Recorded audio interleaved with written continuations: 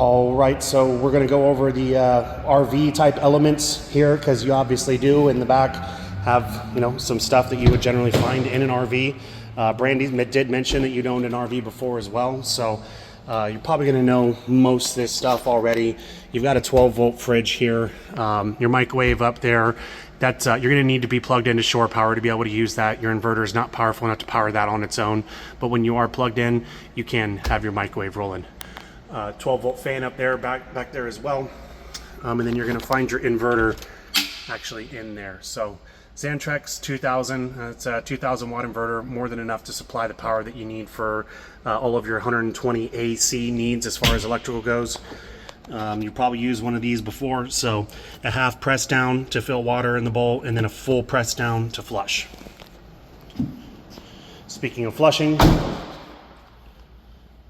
here's your dump tanks, just like any other RV. Gray is on the left, black is on the right there. 30 amp shore power.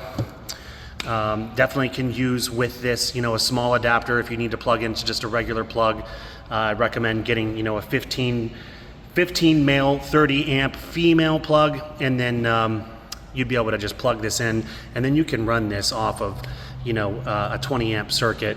You'll just need that adapter to plug in.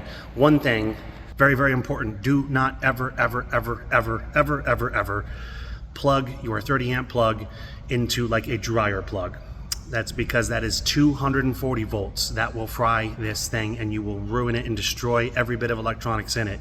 Do not do that. If you want to have a 30 amp plug to just plug your regular shore power cord on this thing into, you need to make sure you get an electrician that wires up to be regular 120 or 115 volts, not 220 or 240 like you see on a dryer. So do not forget that. Standard city water connection.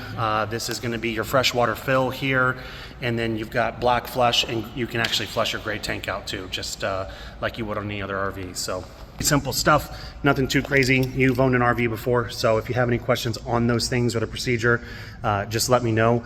Regular dump hose size, so just any stinky slinky that you can get will be fine and dandy for you to be able to dump that out. So definitely would get yourself a decent, you know, dump hose, a freshwater hose if you ever want to have like good freshwater hooked up to it. Make sure it's a drinking rated hose, and then you know, maybe get yourself an adapter so that you can just plug into a plug just like that, power everything on here. So word to the wise, I wouldn't do that for extended periods of time, for too long, because the air conditioner that's on it is meant to run off of, you know, full 120 volts with 30 amps.